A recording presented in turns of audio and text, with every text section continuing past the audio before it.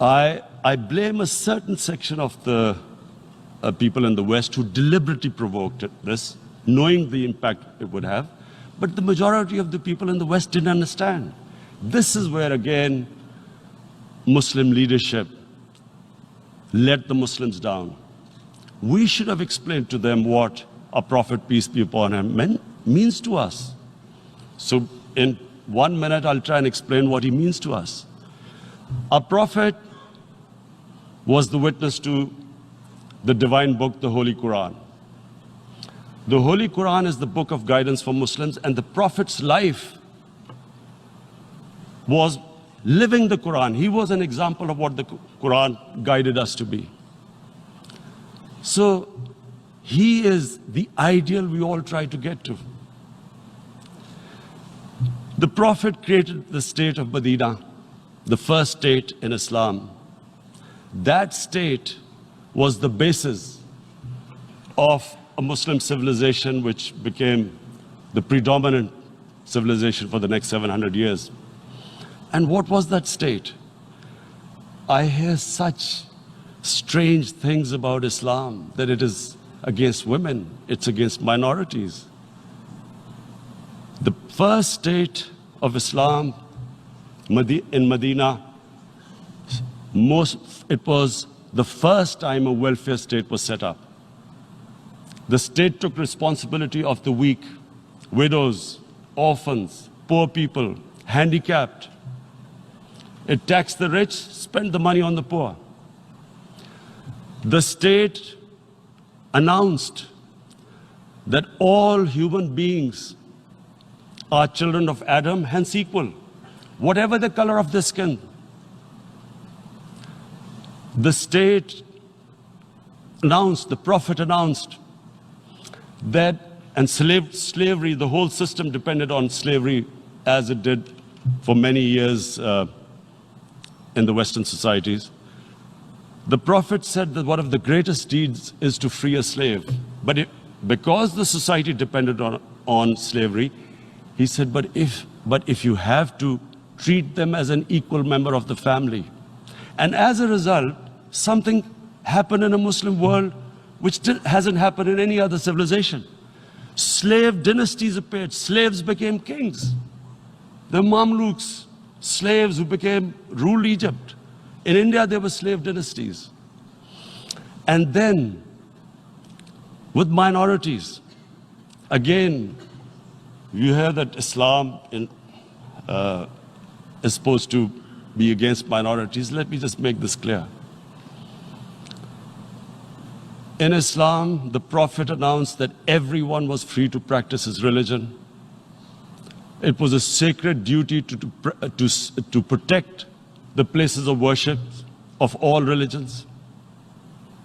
He announced that every person is equal in front of law, whatever his religion or his color. And this incredible case, and I always quote this, that the fourth Khalifa, the head of state of Medina, he lost a court case against a Jewish citizen. So, number one, it showed there was a rule of law, no one was above law. And number two, that a Jewish citizen was an equal citizen. So, Mr. President, when a Muslim society is unjust to its minorities, it is going against the religion of Islam and our Prophet, peace be upon him. So, it is important to understand this. The Prophet lives in our hearts. When he's ridiculed, when he's insulted, it hurts. As we human beings understand one thing: the pain of the heart is far, far, far more hurtful than physical pain. And that's why the Muslims react. And I always thought that if I ever had the stage, I would try and explain this to the world community, especially to the Western community, because having lived in the Western community, people didn't understand this. When I first went as a teenager to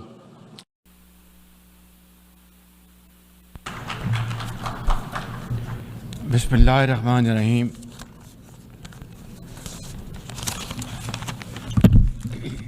Mr. President, heads of state and government, excellencies, delegates, ladies and gentlemen, Assalamu alaikum wa rahmatullahi wa barakatuh, and a very good morning.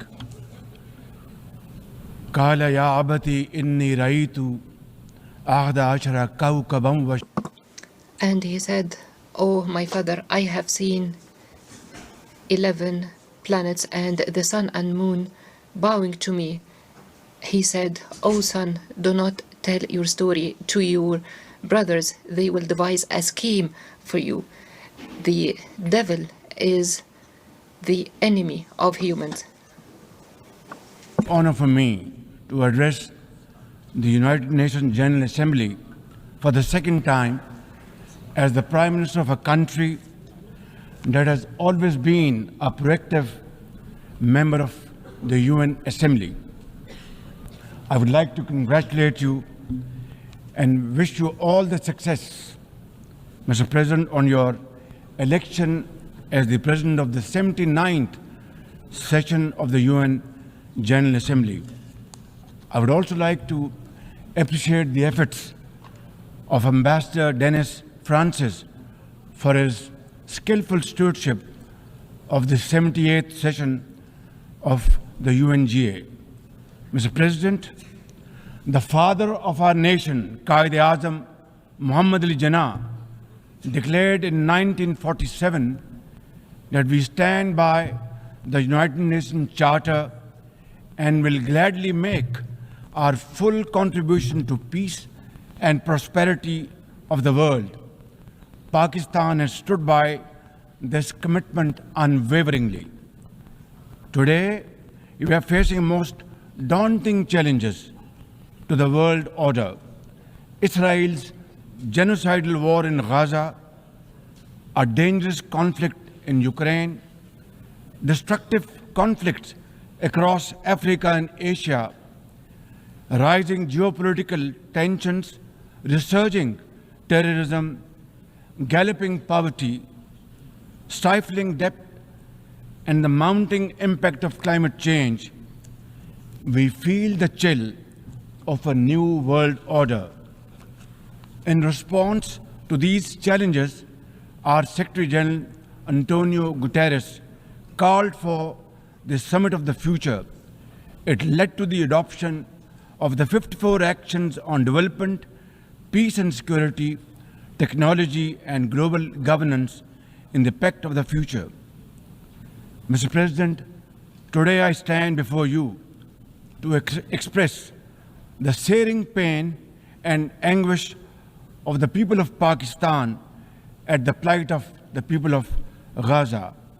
Our heart bleeds as we witness the tragedy unfolding in the Holy Land, a tragedy that shakes the very conscience of humanity and the foundation of this institution.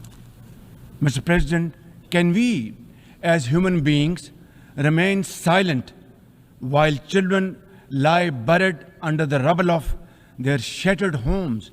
Can we turn a blind eye to mothers cradling the lifeless bodies of the children? This is not just a conflict, this is systematic slaughter of innocent people of Palestine.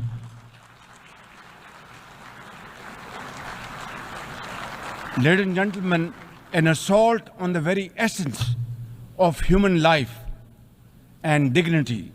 The blood of Gaza's children stains the hands of not just the oppressors, but also those who are complicit in prolonging this cruel conflict. When we ignore their endless suffering, we diminish our humanity. It is not enough to condemn, Mr. President. We must act now and demand an immediate end to this bloodshed. We must remember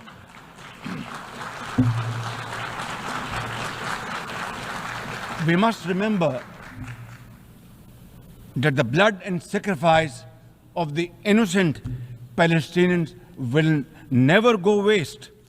We must worry about their plight and difficulties and stand by them.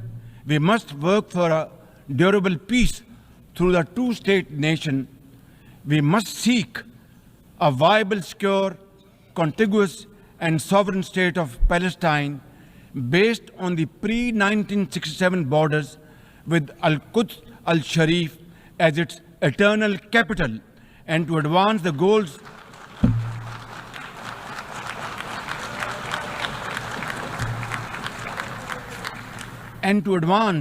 these goals, Palestine must also be immediately admitted as a full member of the United Nations.